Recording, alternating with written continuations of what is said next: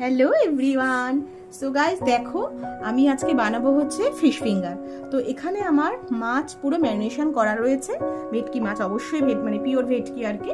তো ম্যারিনেশন করেছি আমি এখানে রসুন বাটা, আদা বাটা, গোলমরিচের গুঁড়ো, ধনেপাতা, লবণ আর একটুখানি চিনি দিয়ে। তো আমি ভালো করে মেখে রেখে দিয়েছি। আর এখানে বাটিতে দেখো আমি দুটো ডিম ফেটিয়ে রেখে দিয়েছি, আর এখানে বিস্কিটের গুঁড়ো। তো আমি এইগুলো দিয়ে আজকে ফিশ ফিঙ্গার বানাবো। তো দেখো আমি এবার কিভাবে বানাচ্ছি।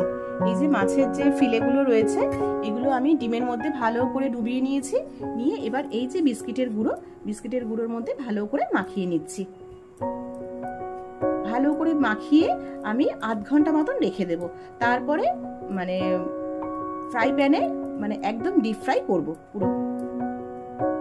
তো দেখো এই যে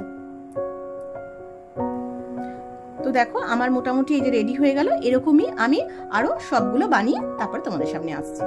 তো দেখো আমার একদম পুরো কমপ্লিট হয়ে গেছে, আর এগুলোকে আমি এখন পুরো ডিপ ফ্রাই করে নেব।